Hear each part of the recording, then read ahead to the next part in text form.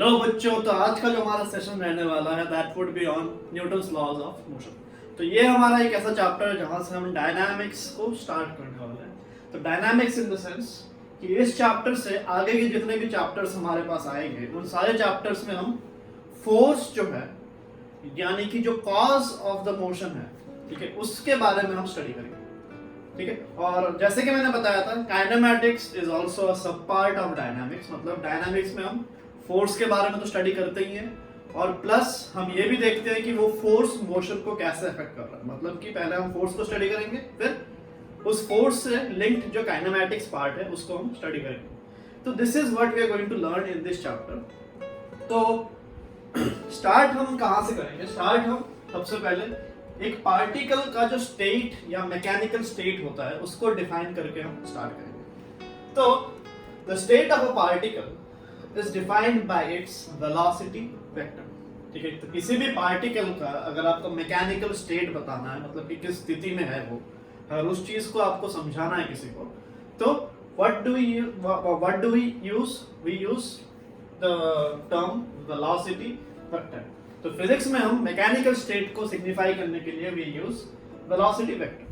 तो until and unless आपका velocity vector change होता है, we say that the state of the body has not changed। अगर velocity vector maintained है तो उसका state maintained है, अगर velocity vector change हो रहा है तो we say that the state has changed।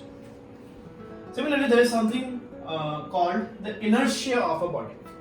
तो inertia जो term है that is a very abstract term। abstract in the sense कि इसको हम measure तो नहीं करते but yes we can feel it। तो inertia को हम कैसे define कर रहे हैं कि the tendency of a particle, किसी भी पार्टिकल की एक खुद की इनबिल्ट टेंडेंसी होती है। This is how nature works.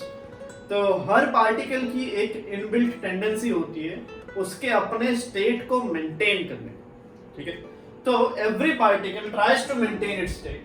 ठीक है, इसका जो मैकेनिकल स्टेट है उसको वो मेंटेन करने की एक टेंडेंसी इनबिल्ट रहती है और इसी टेंडेंसी को हम क्या बोलते हैं? This tendency itself is called the inertia of the particle. तो जितनी ज्यादा टेंडेंसी होगी स्टेट मेंटेन करने की उतनी ज्यादा उसकी इनर्शिया होने वाली।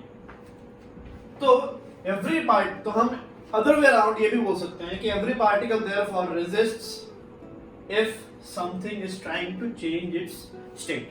ठीक है, तो एक ही चीज को दो तरीके से हमने बोला। एक तरीका आपका है कि एवरी पार्टिकल की एक टेंडेंसी होती है खुद की स्टेट मेंटेन करने की और उसका आउटकम क्या होता है? जैसे आप उसके स्टेट को चेंज करने की कोशिश करोगे तो इसका मतलब क्या है? अगर उसके पास मेंटेन करने की टेंडेंसी है मतलब कि चेंज को वो रेजिस्ट कर।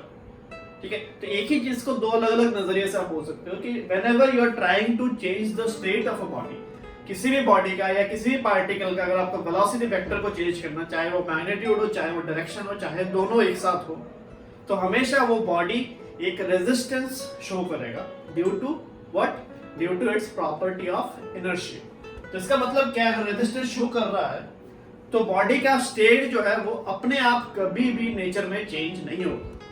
ठीक है, तो this brings us to the Newton's first law of motion. तो एक और चीज भी आप इनर्शिया के बारे में लिख कर रख सकते हो कि इनर्शिया जो होता है is directly proportional to the mass of the body. ठीक है, तो ये चीज आप रियल लाइफ में फील कर सकते हो कि अगर आपको एक टर्न लेना है तो it is easier to turn a bicycle compare to turn a truck by the same amount। ठीक है, so this is because the truck having a higher mass has a higher tendency to cause this particular change। ठीक है, जैसे आप truck को मोड़ने की कोशिश करोगे, ट्रक नहीं चाहेगा कि वो उसका वेलोसिटी वेक्टर जो है वो डायरेक्शन में भी चेंज हो या मैग्नीट्यूड में भी चेंज हो, वो ऐसा चाहता नहीं है। ठीक है, इसीलिए आपको ट्रक को मोड़ने के लिए एक सर्टेन अमाउंट ऑफ फोर्स लगाना पड़ता है। And since the truck has a higher mass compare to the bicycle, तो इसी सेम चेंज को दोनों वेलोसिटी वेक्टर में दोनों का अगर सेम चेंज आपको लाना है तो ट्रक में आपको ज्यादा अमाउंट ऑफ फोर्स लगाना पड़ेगा compare to that of the bicycle. ठीक है, तो this brings us to the Newton's first law. तो फर्स्ट लॉ क्या कहता है? फर्स्ट लॉ आपको ये बताता है कि a particle maintains its mechanical state. ठीक है, मतलब कि उसकी जो वेलोसिटी वेक्टर है उसको मेंटेन करता है until and unless acted upon by an external force। ठीक है। तो जब तक, तो इसका एक और तरीका जो है बोलने का कि an external force is required in order to change the state और velocity vector of a particle. तो अगर आप एक एक्सटर्नल फोर्स नहीं लगाते हो, ठीक है, तो उस पार्टिकल का वेलोसिटी वेक्टर, चाहे वो मैग्नीट्यूड हो, चाहे वो डायरेक्शन हो, चाहे दोनों हो, कुछ भी चेंज नहीं होने वाला। ठीक है। तो किसी भी पार्टिकल के वेलोसिटी वेक्टर को चेंज करने के लिए आपको एक एक्सटर्नल फोर्स लगाना पड़ेगा। This is what the first law of Newton tells us. ठीक है। तो फर्स्ट लॉ आपको ये बता रहा है, तो नेचर का एक राज तो वो उसने खोल दिया। ठीक है। वो राज क्या है कि किसी भी पार्टिकल का वेलोसिटी को अगर आपको चेंज करना है तो आपको क्या करना पड़ेगा, आपको एक पुश या पुल या जो भी है, एक एक्सटर्नल फोर्स आपको लगाना पड़ेगा। ठीक है। This is one of the fundamental discovery of Newton about how the nature works. ठीक है। तो यहीं से हम आगे भी बढ़ेंगे। ठीक है। हम धीरे धीरे पहले मोमेंटम को डिस्कस करेंगे, फिर मोमेंटम के बाद हम इंपल्स डिस्कस करेंगे, दोनों होता क्या है, उसके बाद फिर हम न्यूटन सेकंड लॉ में मूव करेंगे। तो अभी हम एक बहुत ही इंपॉर्टेंट टर्म्स को डिफाइन करेंगे। पहला हमारा है momentum and the other is impulse. तो ये जो दो टर्म है इनमें बहुत ही एक माइन्यूट डिफरेंस होता है। ठीक है। There is a very thin line of difference between the two terms. तो मोमेंटम हम किस चीज को सिग्निफाई करते हैं, आपने छोटे क्लास में भी मोमेंटम के बारे में सीखा है, but that is more of the mathematical form. ठीक है। मोमेंटम के बारे में जितना भी आपको पता है वो एक मैथमेटिकल फॉर्म में पता है कि mass times velocity is called the momentum, but there is something it literally tries to mean. ठीक है। कुछ ना कुछ वो लिटरली भी मीन करने की कोशिश कर रहा है, तो वो चीज क्या है वो देखते हैं।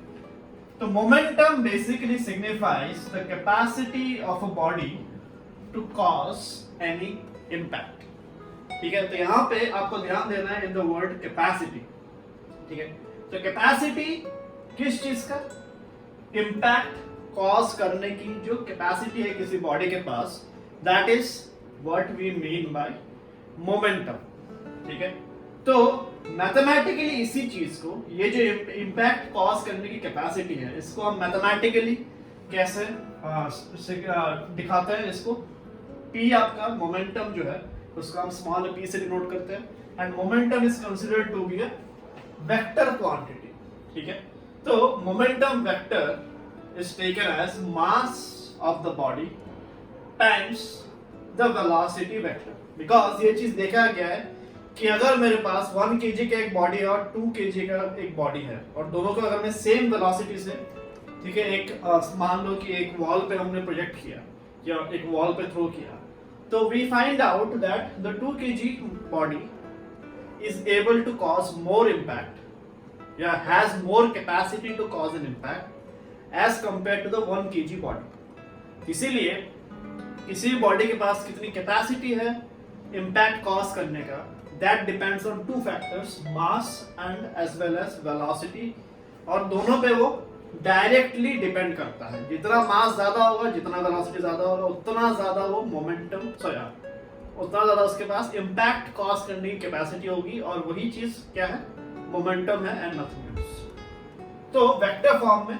p वेक्टर को हम m into v वेक्टर लिख देते हैं। इसका SI यूनिट क्या है, मास के लिए kg आया, वेलोसिटी के लिए मीटर पर सेकंड आया, तो kg मल्टीप्लाइड बाय मीटर पर सेकंड, तो kg मीटर पर second is the SI unit of momentum vector. Similarly एक और टर्म इसी के सिमिलर लाइंस पे एक और टर्म है which is called the impulse. तो अब इंपल्स क्या होता है, impulse is the measure of the impact which has been caused. ठीक है। तो यहाँ पे बहुत ही एक थिन लाइन ऑफ डिफरेंस है। जैसे कि वही बात है कि मैं अगर बोलता हूं कि you have a capacity to run 5 kilometres, ठीक है, आपके पास एक एट वन गो आपके पास 5 किलोमीटर भागने की कैपेसिटी है, बट इसका मतलब ये थोड़ी है कि हर रोज आप 5 किलोमीटर भाग रहे हैं। ठीक है। तो अगर आपसे कोई पूछे कि दिन में आपने कितना भागा है, ठीक है, तो that is not going to be equals to your capacity कि 5 किलोमीटर कैपेसिटी है तो 5 किलोमीटर हर रोज मैं भागूंगा, ऐसा नहीं। तो वही चीज है यहाँ पे, एक होता है इम्पैक्ट का कॉज करने की मैक्सिमम कैपेसिटी, और दूसरा है कि इम्पैक्ट उसने एक्चुअल में कितना कॉज किया है, मतलब उसके पास और कितना कैपेसिटी बचा और भी थोड़ा कैपेसिटी उसके पास बचा हुआ है आफ्टर कॉजिंग द इम्पैक्ट। तो वही चीज है, इम्पल्स क्या है, इम्पल्स आपको बताता है कि कितना मेजर है उस इम्पैक्ट कॉज कर जो हो चुका है। ठीक है, कोई बॉडी अगर इम्पैक्ट कर रहा है तो अपने मैक्सिमम कैपेसिटी से कितना इम्पैक्ट उसने कॉज कर दिया है और कितना बचा हुआ है, उसका आइडिया आपको कहां से मिलता है, that is obtained from impulse. ठीक है, तो इम्पल्स को कैलकुलेट आप कैसे करोगे, बॉडी जब किसी भी ऑब्जेक्ट को हिट कर रहा है, थोड़ा बहुत उसने इम्पैक्ट कर दिया, अब उसके बाद और भी उसके पास कैपेसिटी अगर बचा हो, ठीक है, तो इनिशियली जितना कैपेसिटी था और फाइनली उसके पास हिट करने के बाद जितना कैपेसिटी बचा था, इन दोनों का सब्ट्रैक्शन क्या देगा आपको, कितना इम्पैक्ट उसने कर दिया है ऑलरेडी, या फिर कितना इम्पैक्ट उस पर हो चुका है ऑलरेडी। तो impulse signifies the measure of the impact caused on the particle, कितना इम्पैक्ट इस पार्टिकल पे हो चुका है, उसका एक मेजर आपको देता है इम्पल्स। तो इम्पल्स क्या है, impulse is nothing but the change in momentum और the capacity of causing impact of the body. तो आई भी सिमिलरली मोमेंटम पर डिपेंड कर रहा है, तो आई भी आपका वेक्टर क्वांटिटी होगा। तो आई वेक्टर क्या होता है, डेल्टा पी वेक्टर, डेल्टा मतलब चेंज ऑफ मोमेंटम वेक्टर। ठीक है, तो इस चीज पे ये चीज जब हम निकालते हैं, बहुत स्टूडेंट्स इस पे मिस्टेक करते हैं। मिस्टेक किस सेंस में करते हैं, जब भी आपको मोमेंटम का चेंज निकालना है तो एक चीज आपको हमेशा ध्यान में रखना है कि आपको वेक्टर फॉर्म यूज करना है। ठीक है, अगर आप वेक्टर फॉर्म को नहीं यूज करते हो तो there are chances that you will end up doing some mistake. ठीक है, तो हमेशा इट इज एडवाइज्ड जब भी आप मोमेंटम का चेंज निकालते हो, इट इज हाईली एडवाइज्ड कि you follow the vector rule, मतलब डेल्टा पी वेक्टर का final momentum vector minus initial momentum vector, इस फॉर्म में आप इसको लिखो और फिर आप कैलकुलेट करके फाइनल रिजल्ट जो है उस पर आप अप्रोच करो। ठीक है, इट इज नेवर एडवाइज कि आप स्केलर वैल्यूज से उसको कैलकुलेट, उसका चेंज निकाल के कैलकुलेट करके निकाल दो कितना है, that is never advised when you are about to calculate delta p vector. It is always advised कि आप वेक्टर फॉर्म यूज करें। ठीक है, तो आपको कभी गलती नहीं होने वाला। क्लियर है, तो अभी हम मोमेंटम को जैसे हमने डिफाइन किया, मोमेंटम और इम्पल्स जैसे हमने डिफाइन किया, now we are capable of moving forward to the Newton's second law, because Newton second law जो है वो यहीं से आइडिया आपका आगे प्रोसीड होता है। तो अभी हम देखते हैं न्यूटन सेकंड लॉ क्या है। तो सेकंड लॉ जो है न्यूटन का, वो आपको एक फोर्स का जो डेफिनेशन है, जो पहला डेफिनेशन था फोर्स का, ठीक है, इन द हिस्ट्री ऑफ फिजिक्स, वो न्यूटन सेकंड लॉ से आता है।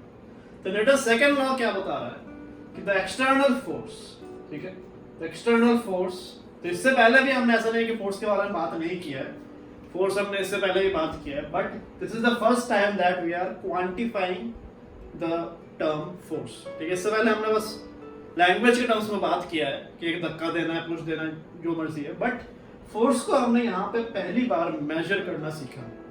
ठीक है, तो the external force acting on a particle is proportional to the rate of change of momentum. This was the first definition of force and it was given by the Newton second law.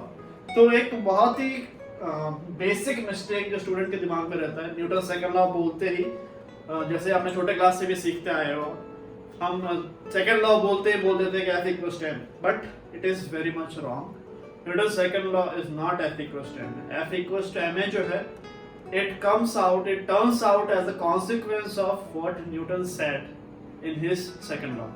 ठीक है, उसके second law में Newton ने जो भी बोला था उसका एक कॉन्सिक्वेंस है F equals to m, but that is not the complete form of the Newton second law. ठीक है, तो जब भी आपसे पूछा जाएगा what is Newton second law, this is what you have to say to be completely technically correct. ठीक है, तो the external force acting on a particle is proportional to the rate of change of momentum of the particle. ठीक है, तो F vector को आप proportional to rate अगर आ गया तो d by dt of P vector. ठीक है, तो इस प्रोपोर्शनलिटी का अगर आप हटाओगे तो आपको एक कांस्टेंट लेके आना पड़ेगा।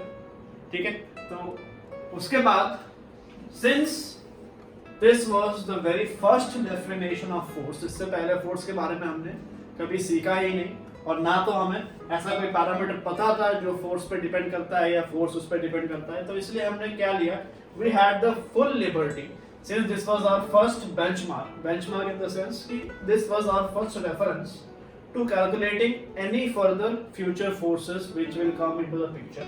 तो इसलिए since this was the first idea, तो हमने चीजें सिंपल रखने के लिए k को कितना ले लिया, k was taken as 1 so that further things can be simplified. तो ये वही चीज है कि अगर मैं 1 मीटर की बात करूं, जैसे हमें आज पता है कि 1 मीटर का कुछ ना कुछ एक फाइनाइट लेंथ है, उसी को हम 1 मीटर बोलते हैं. बट जब पहली बार 1 मीटर डिफाइन हुआ था, ठीक है, समवन गेव सम मेजरमेंट, किसी ने कुछ तो दिया होगा कि इतने को ही हम 1 मीटर बोलेंगे, ठीक है. तो वही चीज है कि फोर्स को, since this is the first time we are defining the term force in the history of physics, तो Newton had the full liberty, उसके पास फुल आजादी थी कि वो k को क्या चूज करेगा. And obviously in order to keep things further things future में जो चीजें आप सीखोगे उन चीजों को सिंपल रखने के लिए उसने क्या किया, k का जो चॉइस उसने रखा k was taken as 1, ठीक है. तो क्या निकल गया, f vector is equals to dt vector upon dt, ठीक है. तो derivative of the p vector with respect to time.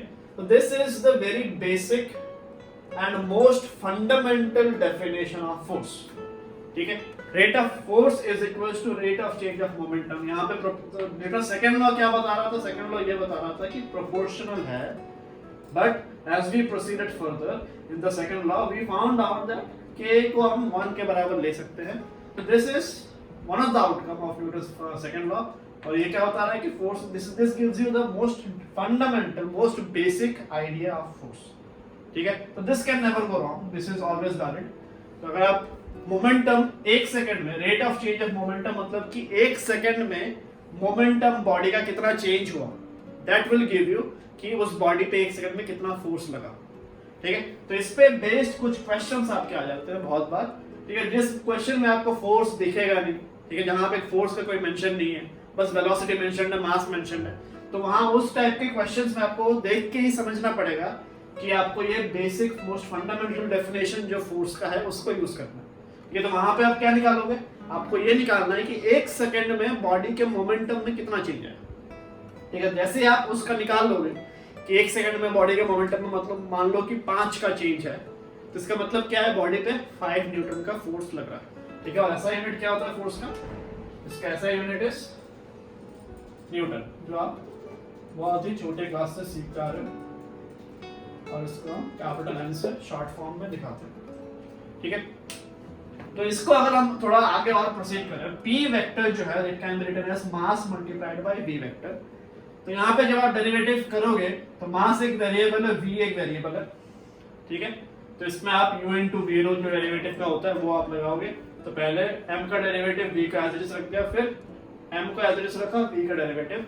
तो this is what force turns out to be. अगर उसको हम एक्सपैंड करें मोमेंटम को, तो यहाँ पे एक चीज जो बहुत ही मतलब कि बहुत सारे केसेस में आप देखोगे कि इन जनरल किसी भी सिस्टम का जो आप मतलब कि स्टार्टिंग में जब आप सीखते हो, तो in general most of the systems they have constant mass, ठीक है. तो ये हम मान के चलते हैं कि most of the systems they have constant mass and if the mass is constant, ठीक है, तो dm/dt की वैल्यू कितनी होगी, rate of change of mass आपका 0 हो जाएगा, ठीक है. तो ये इक्वेशन कैसा बन जाएगा, if the mass is constant this equation turns out to be of this form, ठीक है. ये पहला टर्म आपका 0 हो गया, बचा आपका ये, और इसको आप क्या लिख सकते हो, f वेक्टर इज इक्वल ये वाला वेक्टर, ये जो आपका है this is nothing but acceleration vector. f vector is equal to m into a vector. This turns out to be the formula for constant mass systems, ठीक है. अगर आपका मास कांस्टेंट है तो आपका फोर्स का जो ये फॉर्म है आपको यूज करना है. और ये कौन सा फॉर्म है, this is for variable mass system, ठीक है. तो इसको हम वेरिएबल मास में यूज करते हैं.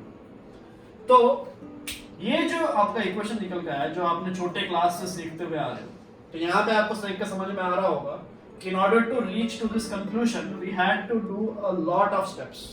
सेकेंड लॉ यहाँ से स्टार्ट हुआ था, और फिर बहुत सारे कैलकुलेशंस और बहुत सारे assumptions लेने के बाद मास इज कांस्टेंट, ये सब आपका ये जो इक्वेशन है वो निकल के फाइनली आया. तो this is a concise form, या कंसाइज, और या फिर आप बोल सकते हो कि एक कांस्टेंट मास सिस्टम के लिए this is the preferred form of force, but general idea आपको इससे मिलेगा, this is the general idea, ठीक है। तो सेकंड लॉ अगर आपसे कोई पूछे तो आपको ये बताना है, ना कि ये, this is just the outcome of second law. Second law is this, F vector is proportional to rate of change of momentum, ठीक है। तो अब इस इक्वेशन को अगर हम थोड़ा सा और एनालाइज करें, ठीक है, तो this equation tells you that कि अगर एक बॉडी है उस पर मैंने एक फोर्स लगाया तो वो फोर्स उस बॉडी में क्या चेंज लेके आता, ठीक है। तो if this is our cause, जो बॉडी पे मैंने फोर्स लगाया अगर मैं उसको कॉज बोलता हूं, तो ये जो एक्सेलरेशन है, this acceleration is nothing but the effect of the force, ठीक है।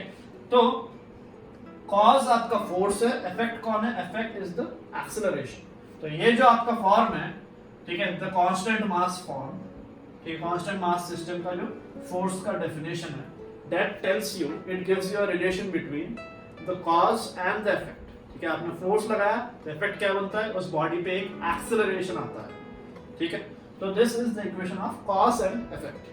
तो ये जो कॉज आप स्टडी करने लग गए, अगर आपने इस कॉज को स्टडी करना स्टार्ट कर दिया, तो this itself becomes as a part of dynamics. Dynamics का बेसिक डेफिनेशन क्या है, यही तो है कि हम कॉज ऑफ द मोशन जो है, यानी कि जो फोर्स है उसको भी स्टडी कर रहे हैं, और वो क्या इफेक्ट कर रहा है, जो आपका एक्सेलरेशन है उसको भी हम स्टडी कर रहे हैं। तो एक्सेलरेशन का जो इफेक्ट क्या है, एक्सेलरेशन, और एक्सेलरेशन से गवर्निंग जो चीजें हैं वो क्या है, that builds up the entire kinematics part, ठीक है।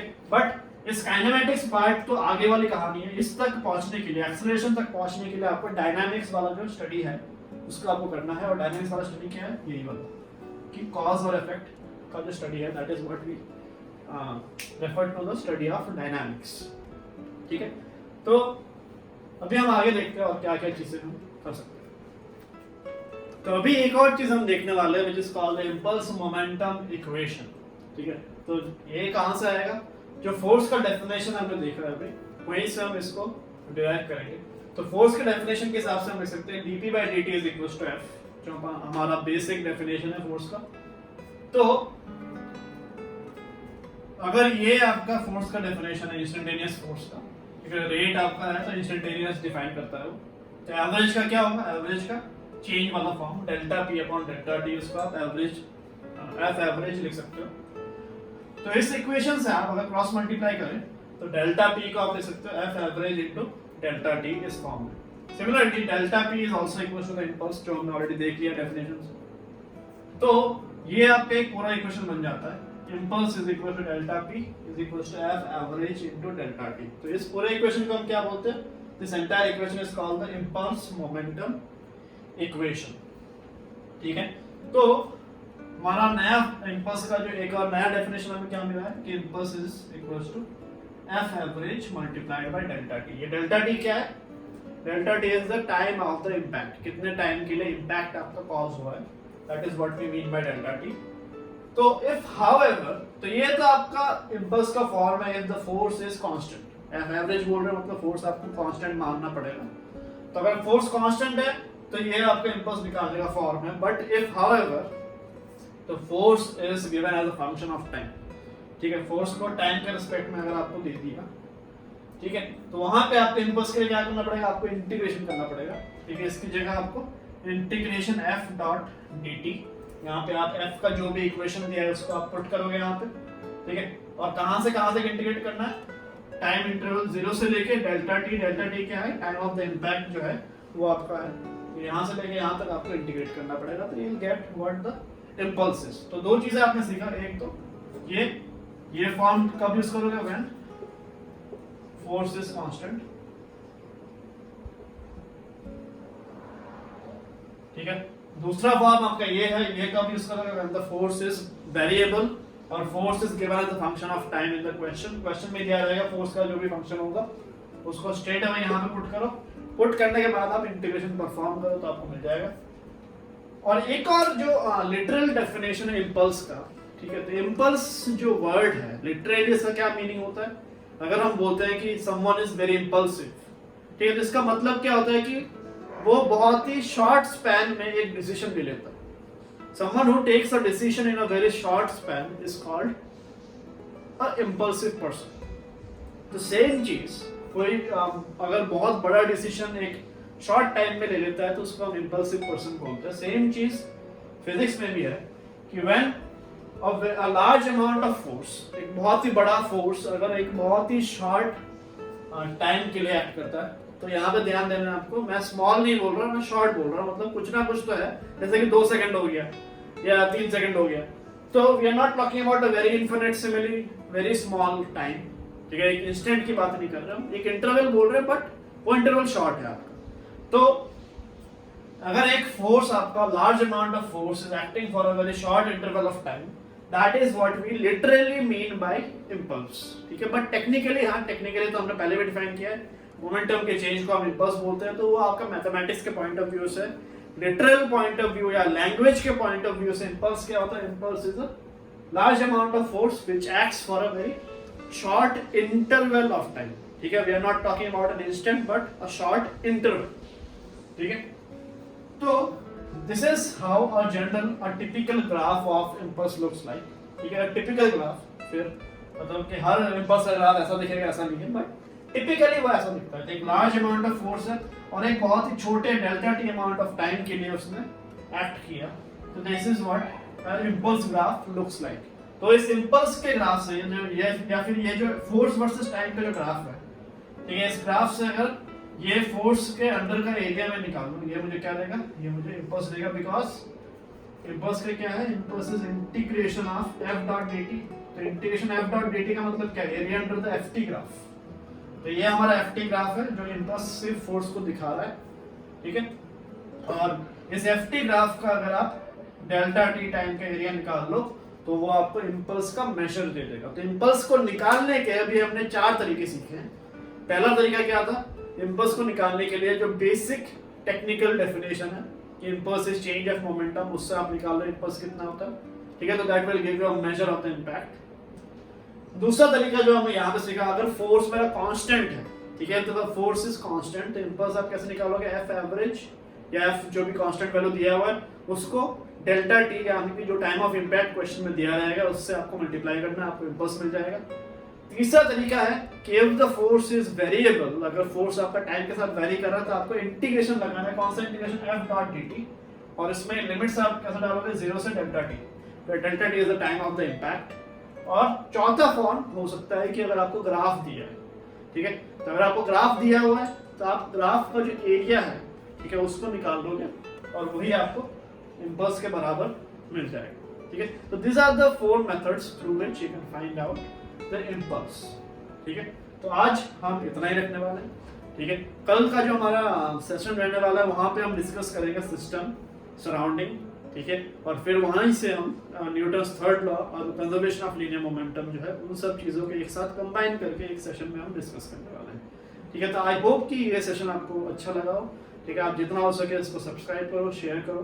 ठीक है, ताकि हमारा जो चैनल है वो ज़्यादा से ज़्यादा स्प्रेड हो पाए. ठीक है, thank you everyone and have a good day. Please like, share and subscribe and hit the bell icon for future updates.